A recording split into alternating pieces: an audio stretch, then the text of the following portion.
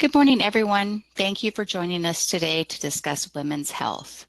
My name is Karen Curtis, and I am a provider outreach and education specialist here at WPS. Today, I am joined by my friend and teammate, Bailey Lawson. Bailey will be monitoring the chat for questions, as well as providing you with some additional information and links. I have just a couple of things to cover before we get started. First, if you haven't downloaded a copy of today's presentation and would like to, there is still time. A copy can be found on our live events page, which is located within the WPS Training Center. Here you're also going to find a list of our upcoming events, and Bailey will add a link into the chat to get you there quickly. Our training center also contains a web page for our encore presentations. Videos are available for up to 90 days and can be watched on our webpage without you having to go to YouTube. We know that some of you may not be able to access YouTube from your company computer, and we want you to be able to receive the education that you're interested in. Each encore is posted with a link that will allow you to download a copy of the presentation.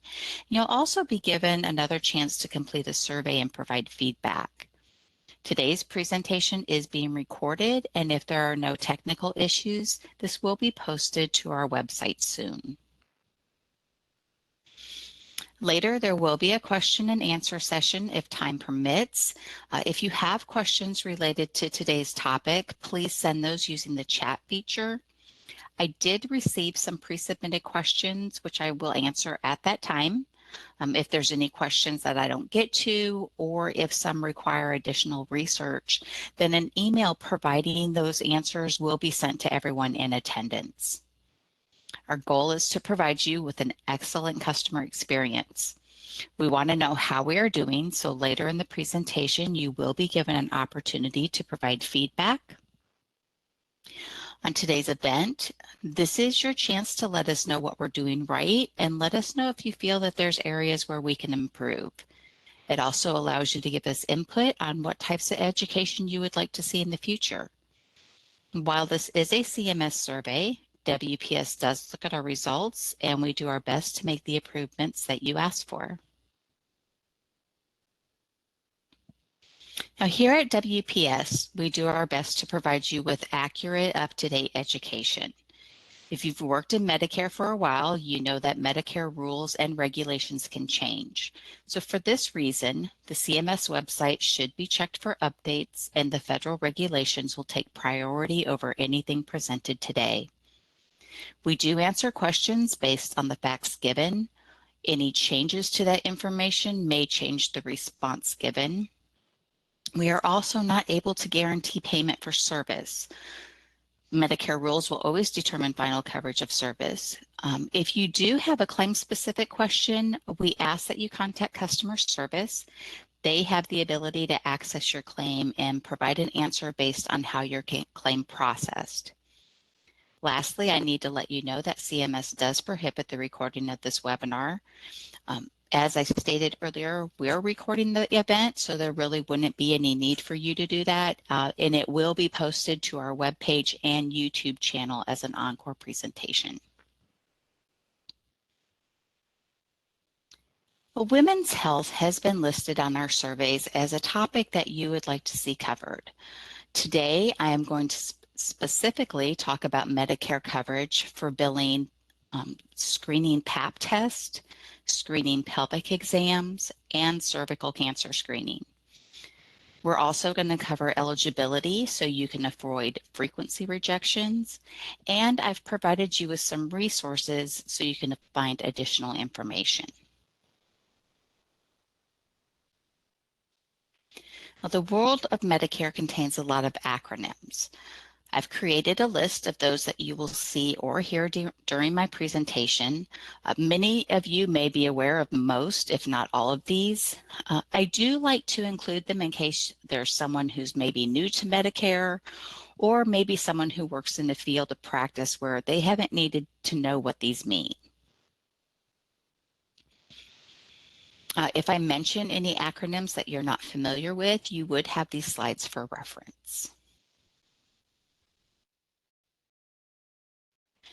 This is the American Medical Association's copyright notice for CPT codes.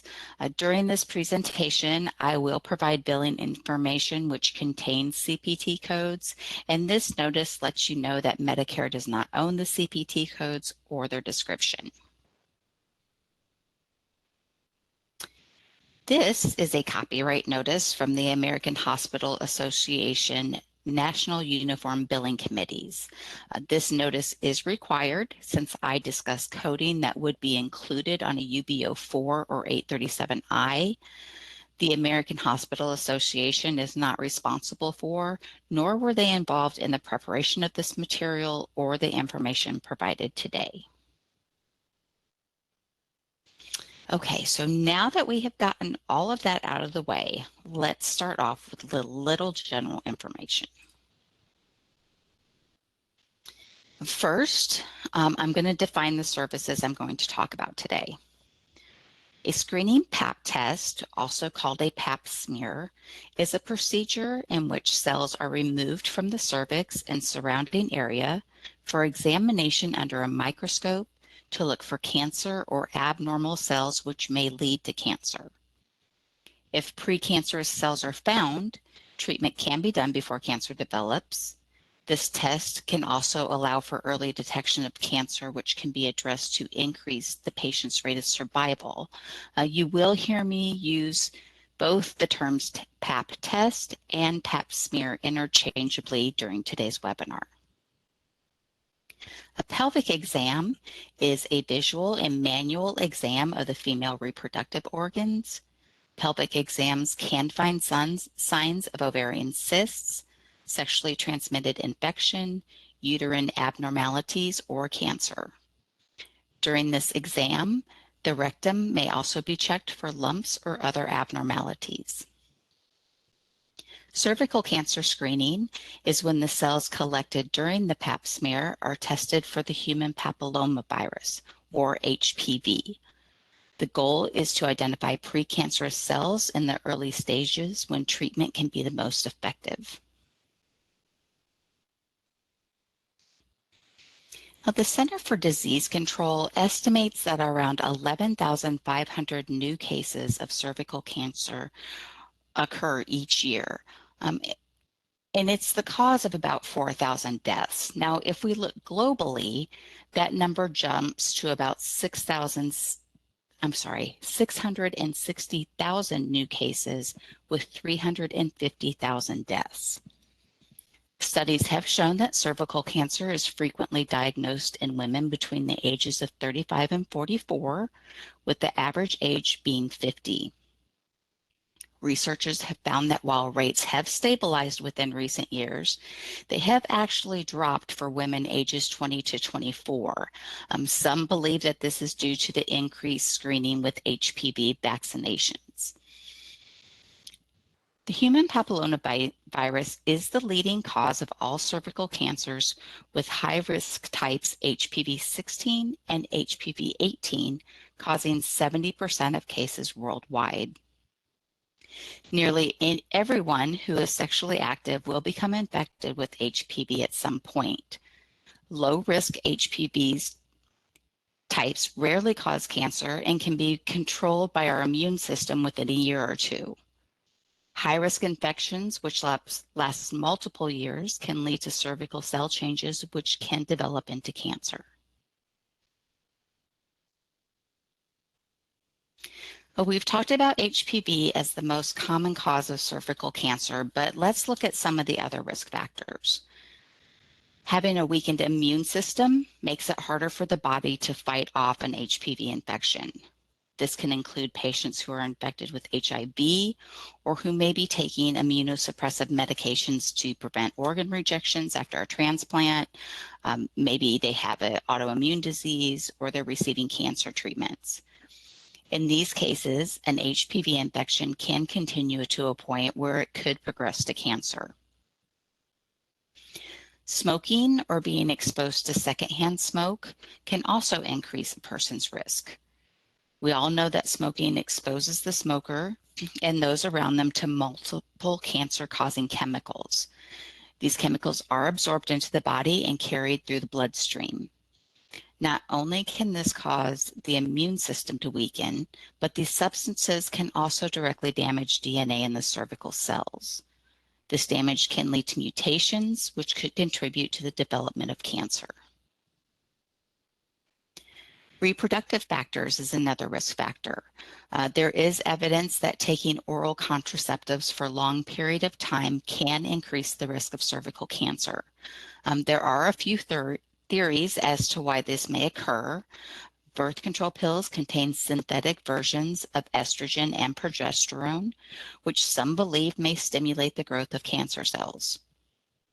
Another theory is that the steroid hormones in oral contraceptives allow the HPV DNA to insert itself into the DNA of the person taking the prescription. What research has shown is that a woman's risk of cervical cancer increases the longer that they are on an oral contraceptive, but it goes back down once that medication has stopped. Having multiple full-term pregnancies may contribute to a person's risk of cervical cancer. The American Cancer Society reports that women who have had 3 or more full-term pregnancies are at greater risk of developing cervical cancer. Some believe this is due to increased exposure to HPV with increased sexual activity. Others say hormonal changes during pregnancy make women more susceptible to HPV infections and the growth of cancer cells. Another belief is that pregnancy weakens a woman's immune system, making them more susceptible to HPV infection and cancer growth. Research also suggests that the age at which a woman has her first full-term pregnancy can have an effect even though they're not quite sure why. Those under the age of 20 are more likely to get cervical cancer later in life than those who waited to get pregnant until they were 25 years of age or older. Another risk factor is obesity. Obesity is believed to be a factor primarily because it can make it more difficult to visually see the cervix. This can lead to cervical cancer screenings being less effective, which could allow precancerous lesions to go undetected and develop into cancer. Lastly, is the exposure to DES before birth. This drug was given to pregnant women between the years of 1940 and 1971 in order to prevent miscarriage and early labor. Use of DES did decline after 1950, and in the early 1970s, the Food and Drug Administration suggested providers stop prescribing the drug to pregnant women.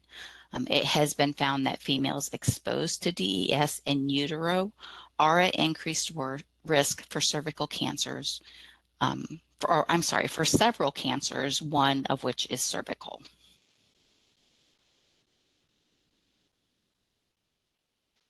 So what can be done to prevent cervical cancer? First is the HPV vaccine. While the vaccine does not stop all types of HPV, it does protect against the types most likely to cause cervical, vaginal, and vulvar cancers. Vaccines are recommended for males and females aged 11 to 12, but can be given at age 9. Vaccination is also suggested for anyone through the age of 26 who has not already received the vaccine. Getting Pap tests and cervical cancer screenings will help with early detection. Abnormalities can be found and treated before they turn into cancer. Now, while the effects of condoms in preventing HPV is not well known, studies have shown that the use of condoms has been associated with a lower rate of cervical cancer.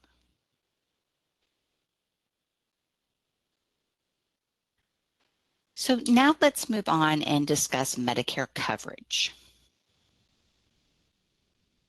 We're going to start with screening Pap tests. Services are covered under Medicare Part B. Pap test must be ordered and collected by a doctor of medicine or osteopathy, or a practitioner who is authorized under state law to perform the examination. This could include a certified midwife, a physician's assistant, nurse practitioner, or clinical nurse specialist. Beneficiaries would need to meet one of the conditions identified in the Medicare Claims Processing Manual, Chapter 18, Section 30.1. I am going to take you out there real quickly so that you can see what those conditions are. Now here you will see Section 30.1. It does talk about through June 30th of 2021. So if we scroll down a little bit, it has Pap smears on and after July 1st of 2021. I'm sorry, 2001. If a beneficiary does not qualify for more frequent screenings based on paragraphs 2 and 3 above, then payment may be made for a screening Pap smear after 23 months have passed, after the end of the month of the last covered smear. So if we scroll back up, this number 1 says the beneficiary has not had a screening Pap smear test during the preceding 3 years. That was changed to 2 years. So 23 months would have passed following the month that the woman had the last covered Pap smear. Another requirement is if there is evidence that she is of childbearing age and has had an examination that indicated the presence of cervical or vaginal. So if there were some abnormalities, then they'd only have to wait 11 months to have another one. Or if the patient is at high risk for developing cervical or vaginal cancer and 11 months have passed since the last Pap test was performed, this goes on and gives you the risk factors for cervical, high risk for cervical cancer and high risk for vaginal cancer. While we're here, I did want to call your attention right here to the counting. CMS has defined how to count the months to determine if the patient is eligible. They've also given an example for the 11-month time frame. So if a Pap smear was performed in January of 2000, you would begin counting the 11 months in February, which means that the beneficiary would be eligible in January of 2001. So I am going to take you back to the presentation. Now here I've listed the requirements for you. The manual just went into a little bit more detail, so I did want to at least show you where you could find that information, but I did have it listed out here for you.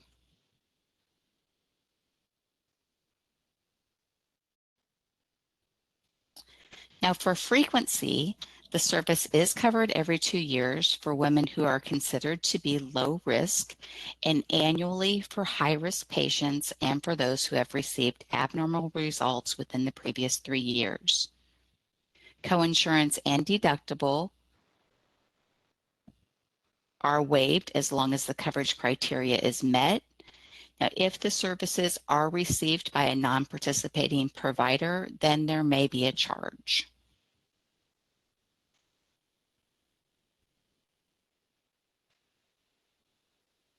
Screening pelvic exams are covered under Medicare Part B.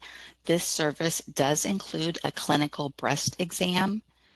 The services should be performed by a doctor of medicine or osteopathy, a certified nurse midwife, physician's assistant, nurse practitioner, or clinical nurse specialist who is authorized under state law to perform the examination. The screening pelvic exam should include at least 7 of the components that you see listed here. So there's 11 components listed, 7 of them should be performed. The doctor or the practitioner performing the exam would look at the general appearance when examining external genitalia, the vagina or cervix. Are there any masses that are found? Things like that they're going to look for. The manual does provide examples for each element listed on the slide if further clarification is needed.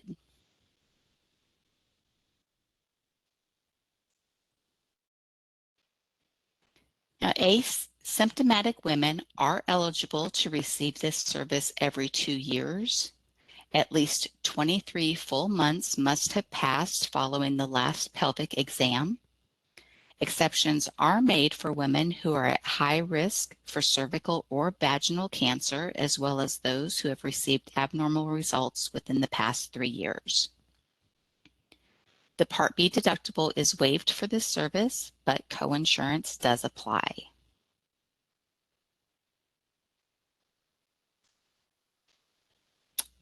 If we look at the cervical cancer screening with HPV, this test is covered under Medicare Part B for asymptomatic women between the ages of 30 and 65. This service is performed in conjunction with a pap smear. Providers must use U.S. Food and Drug Administrative approved and cleared laboratory tests. They must be used consistent with FDA approved labeling and in compliance with the clinical laboratory improvement amendments. Now on this slide, I have listed a couple of the FDA approved laboratory tests. I've also provided links to the FDA website for nucleic acid-based tests. If you click on that link, then you can go to the microbial test, and in the search bar, you can type HPV, and it will provide you with a list of approved tests for that. I've also provided a link to the CLIA website in case that is something that you're interested in.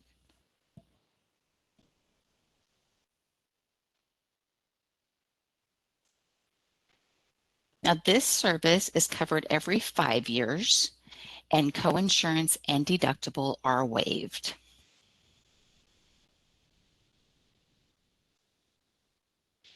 So now let's see how to get those claims submitted into Medicare.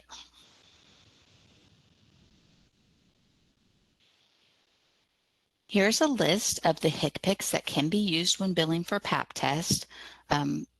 There are quite a few, as you can see. I'm not going to go through all of these, but there are some used. You'll want to pay attention because some are used for reporting when the interpretation is done by a physician, and some are used for reporting when the interpretation is done under physician supervision.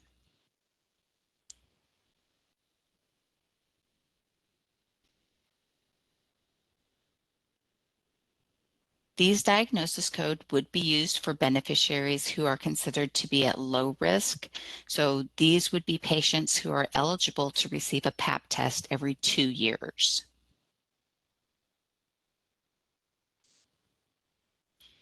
I've also provided a list of diagnosis codes for women who are considered to be at high risk for cervical or vaginal cancer.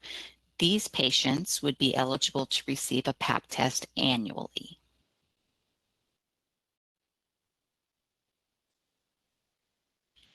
Now, for providers who bill on a UB04 or an 837I, services can be submitted on one of the type of bills you see listed here on this slide. You are also going to want to include revenue code 311. Now, if you are a Method 2 critical access hospital, then professional services can be billed using the revenue code 96 or within the 96 range, 97, or 98 range. Now, there are some special billing instructions if you are a rural health clinic or federally qualified health center. The professional component is considered to be an RHC-FHC service, and it can be billed on a UB04 or 837I using the appropriate type of bill and a revenue code within the 52X range. Now, the technical component is considered to be outside the scope of services for an RHC or FQHC. If the provider of the technical component is an independent RHC or a freestanding FQHC, then the provider would submit charges on a CMS 1500 form. If the technical component is furnished within a provider-based RHC or FQHC, then the provider would bill on a UB04 or an 837I using the appropriate type of bill listed here The claim should include the outpatient provider number and not the RHC or FQHC provider number, and services should be billed with revenue code 311.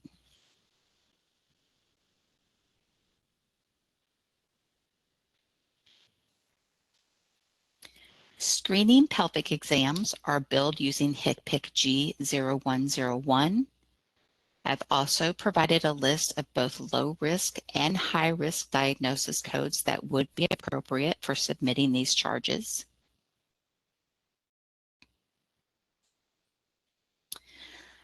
An evaluation and management visit can be reported by the same physician on the same day as a pelvic screening. The services need to be separately identifiable and should be clearly documented in the patient's records. The evaluation and management code should be reported on a separate line with modifier 25.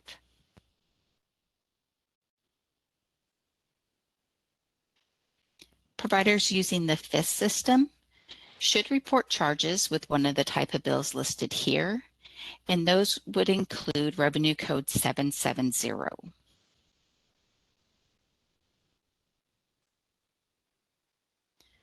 Now, just like the PAP test, rural health clinics and federally qualified health centers can bill for the professional component of the pelvic exam using type of bill 71X or 77X, along with a revenue code in the 52X range.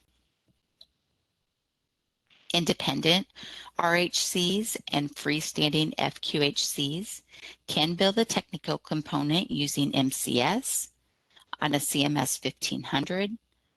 Provider-based facilities would submit their claims using the type of bill shown here. Again, it would be billed under the outpatient provider number, and it would include revenue code 770.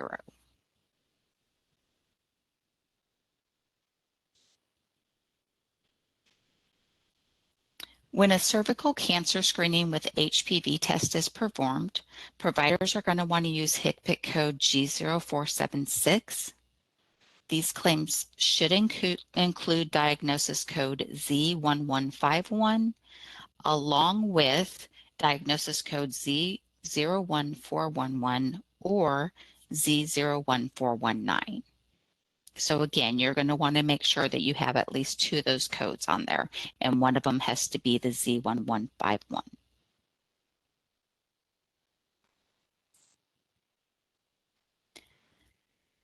If you are a provider billing MCS on a CMS 1500 or 837P, you'll want to use the place of service 81 or 11, whichever one is appropriate.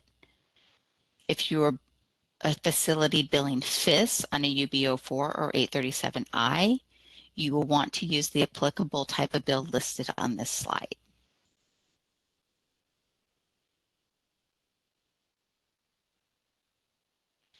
Now, I do want to take a little bit of time to talk about how to check eligibility. We want to make sure that beneficiaries are receiving these services and when they're needed, and we also want to make sure that your claims aren't getting rejected for frequency edits. Now, you do have a few options when it comes to checking patient eligibility. We have the WPS Secure Net Access Portal, which is often referred to as the portal. Users must be registered with WPS to view a beneficiary's eligibility information. When you visit the WPS website, there's a box which takes up the majority of the screen, and there is a button where you can register or you can log in if you already have an account. Direct data entry, or DDE, is an option for providers who bill using the Fiscal Intermediary Standard System, or FIS. This also requires you to register with WPS. Users will have access to Common Working File, which provides eligibility information for Medicare beneficiaries. Lastly, there is the HIPAA Eligibility Transaction System, or HETS. This is available for both Part A and Part B providers, and it provides access to eligibility data in a real-time environment. This option involves submitting files via electronic data interchange, so a trading partner agreement is required. Providers, clearinghouses, and third-party vendors can submit a 270 request, which will be processed, and a 271 response will be received. Response files are accurate at the time of transaction and should not be interpreted as a guarantee of payment. Now, I have provided quite a few resources, not only on women's health, but also on eligibility. There are a couple that I want to show you just because I think they're helpful. Sorry about that quick scrolling there. Let me go back to the first one I wanted to show you is CMS did create a Medicare Learning Network booklet, and it does go over screening Pap test and pelvic exams. I thought this was very helpful. I am going to scroll a little bit here, so I apologize if that bothers you.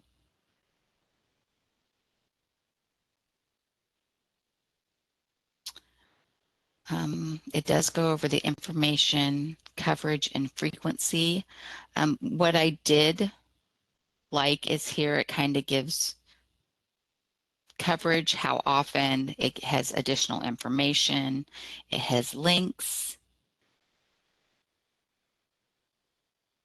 It goes through coding and diagnosis information.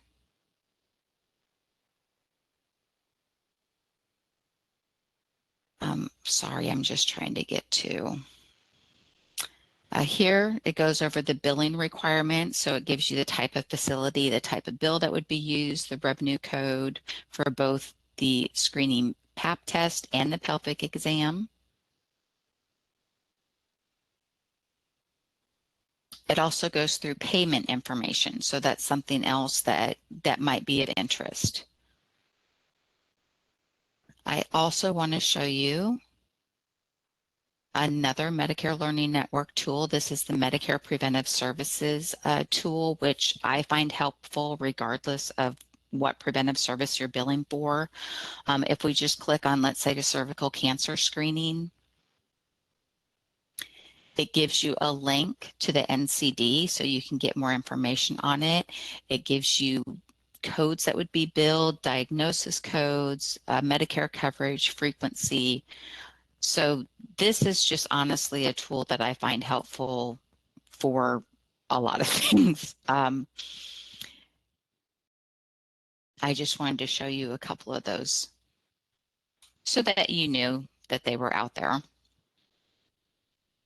I did provide links to the claims processing manual. Here was some websites that I used to do some research. And of course, here's all the information for eligibility and links that'll help you get registered if you aren't already registered with us. So before I ask Bailey if any questions have come through in the chat, I would like to address some pre-submitted questions that I received. First, I would like to say that I received many different scenarios along with the question of, does this qualify as a separate evaluation and management visit? Evaluation and management codes are based on medical decision-making or time spent. Medical decision-making includes 3 elements: number and complexity of the problem addressed during the encounter, amount, complexity of the data reviewed and analyzed, and the risk of complications, morbidity, or mortality of patient management decisions made at the visit. Now, if a time-based code is used, then you have to look at time that's time spent face-to-face, prep time, follow-up work that's all performed in the same day. So as you can see, there's really a lot more involved in the decision making of whether it can be billed or not than what can be provided during the registration process. The bottom line is that if you are going to bill a separate charge for an evaluation and a management visit, then the services provided need to meet the description of the code being used, and the documentation needs to support why it was a significant, separately identifiable service. I am going to have Bailey add a link to the CMS webpage for evaluation and management visits. They do provide some links, some FAQs. There's a booklet on evaluation and management visits, so I'm hoping that that can provide further clarification for those that need it. We do also have an evaluation and management playlist on our YouTube channel. So hopefully that can help, but there's really, it's really hard for us to determine or for us to say yes or no, you can bill that as an evaluation and management. I know that some of you may have attended webinars that were held by Ellen Barra. Ellen did get certified as a coder, and she did have a lot of experience with it. So I do think that she did handle some of those questions. The next question that I got was, if you don't document all 7 elements of the G0101 exam, can you still bill? I will tell you that the CMS manual states that at least 7 out of the 11 components should be included in the exam. So hopefully that answers that question. Next, the question I got was, what documentation is required for screening PAP, screening pelvic, and screening cervical cancer when provided with an annual wellness visit or an initial preventive physical exam?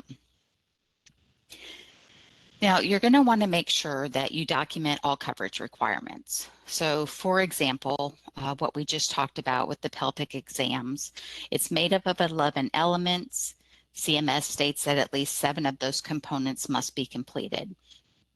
So you're going to want to make sure that those 7 components are documented in the patient's records. If you have a patient who is receiving an annual PAP test, you're going to want to make sure that you document that you show if they're at high risk or if they've had abnormal, if it's somebody that's getting it annually, then you're going to want to make sure that you're documenting that they're at high risk or that they've had abnormal results within the past 3 years. There is a booklet on annual wellness visits and IPPEs. These types of exams are not something that is included in the components of those visits. So it would be something that you would be documenting outside of that. The next question I got was, please discuss whether a chaperone is required to be in attendance for CPT 99459. CPT 99459 is an add-on code that was not part of today's material. Now, I did find an article that may be able to answer your question, so I will have Bailey add that link into the chat. It was written by a doctor, I believe, of like an OBGYN. So maybe that could help you, but that wasn't something that's an add-on code to evaluation and management, and that wasn't something that was discussed today. Does Medicare cover birth control? Prescription drug coverage is offered under a Medicare Part D or a Medicare Advantage plan. Now, since these plans are offered by private insurance companies, then they would make the determination for coverage. So if you have a patient that belongs, has a Medicare Part D or belongs to a Medicare Advantage, and you have a question about whether they'd cover birth control, you would want to contact that specific insurance company to ask that question. When a patient, this says when a patient comes in for a second PAP due to inadequate sample. I'm guessing that means like a question about billing it. The system is set up to edit for frequency, so billing a second PAP before the required 11 or 23 months have passed is going to most likely result in a claim rejection. Now, depending on what it rejects for, that doesn't mean that you can't ask for a reconsideration or an appeal and provide documentation that the first PAP test, something happened with the sample, so you had to do a second one. But as I stated, the system is set up for a frequency edit, so that is most likely going to get a claim rejection. Next question is, how do we, as coders, encourage better documentation from providers? The only thing I can suggest is that you have a conversation with the healthcare providers and provide feedback on what is needed. I would think that they would be open to that. I mean, they want their claims paid, and you need to have the documentation to support the services billed. So unfortunately, the only advice that I can really give you is to provide feedback and let them know what you need. The next question is a breast exam a required element for a screening pelvic exam? A breast exam is included as one of the 11 components of a pelvic exam, but Medicare states that provider must provide at least 7. It does not dictate which ones. The next question I got was 2025 changes to telehealth and waiver. None of the services discussed today are eligible for telehealth. Next question is an ABN necessary for preventive comprehensive physical services performed by an OB/GYN for a Medicare patient? ABNs are necessary when a Medicare item or service isn't reasonable and necessary under program standards. There are full requirements. CMS does have those listed, and I am going to have Bailey add a link into the chat. That way you can get more information on that. Okay, are members allowed with their annual wellness visit along with women health screenings in the same or separate visits within a calendar year? The services discussed today are not components of an annual wellness visit. The Medicare NCCI Procedure to Procedure Edits webpage may help. I'm going to have Bailey provide a link in the chat, but they do have a spreadsheet, and it does give you, it will list, like if you check one procedure, it will tell you, it will give you a list of other procedure codes, if those can be billed together, if they can't be billed together, or if they can be billed together as long as there's a modifier. So that may be something that can help you with whatever services that you're trying to kind of wonder if you should bill for. That does do it for the pre-submitted questions. So I am going to ask Bailey if anything has come through in the chat.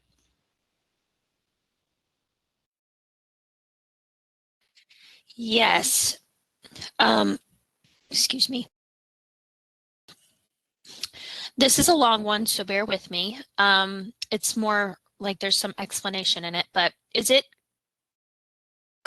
is common in our organization for a provider to perform a screening PAP and pelvic exam Q0091/G0101, and during the same visit perform several other services for the patient, such as ordering, reviewing their last bone density screen, order and review screening mammograms, provide contraceptive counseling, and or procreative counseling. Are these services included in the G0101, or are they separately reportable?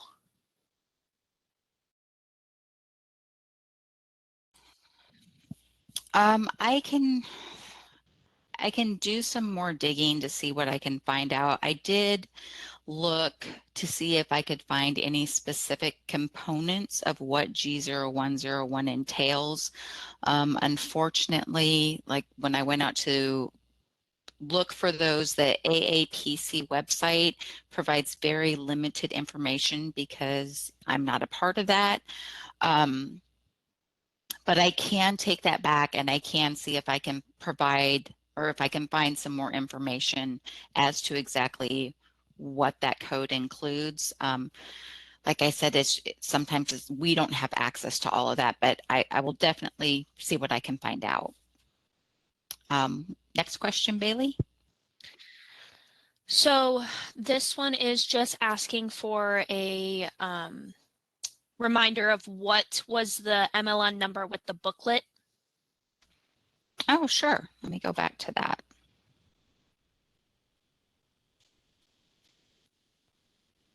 Right here, it's MLN 909032.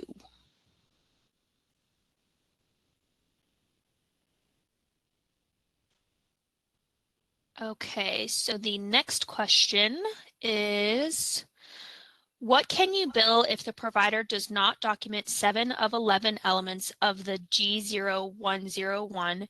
Can provider state complete pelvic exam was normal and bill G0101?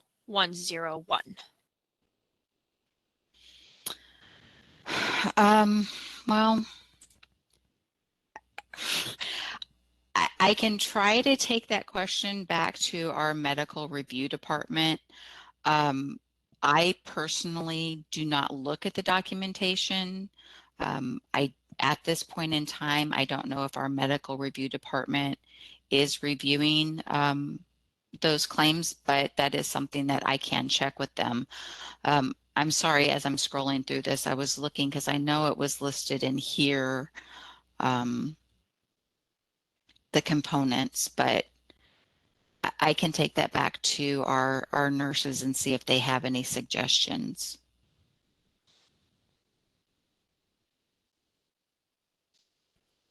All right, Karen, I believe I answered everything else individually, and we are out of questions. Great, thank you so much. Now, after the close of today's webinar, you are going to receive a thank you for attending email. This is where you're going to find your proof of attendance and contact hours for continuing education units. This email also contains a link which gives you another opportunity to provide feedback. Now, if you don't get this email, please check your spam or junk folder. You will also need to add messenger@webex.com to your safe sender list, and that would avoid any issues in the future. If you joined by phone, you will not receive this email. So please send an email to the education mailbox, include your name and the phone number that you used to join.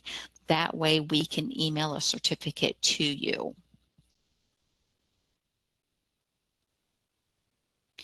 Now, if you think of any questions after the webinar, you do have 7 days to send those in. You can email those to the education mailbox shown here on the screen. Be sure to put today's topic in the subject line so that staff knows that your question is related to this webinar and will send it directly to me. Now remember, if your question is claim specific, those should go to customer service.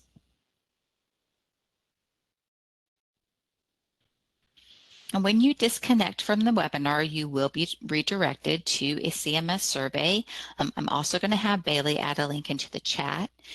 Your feedback really does mean a lot to us. We review what you have to say, and we really do our best to make the changes that you ask for. This is also an opportunity for you to let us know what topics that you would like to see us provide education on in the future. So be specific. This women's health was a topic that was brought up, and so that's why I decided that I would do one of my preventive services webinars on it. Also, if you have ideas that you think would improve how you receive your education, be sure to tell us that too. The redirect does look like what you see here in the middle of the screen. We do not have any control over how it appears, so we just want to let you know it's not spam, it's nothing malicious, it is the actual CMS Qualtrics website. Well, that brings us to the end of today's presentation. On behalf of myself, Bailey, and the Provider Outreach and Education team, I'd like to thank you for being here today, and I hope that you will join us for future events. You may now disconnect.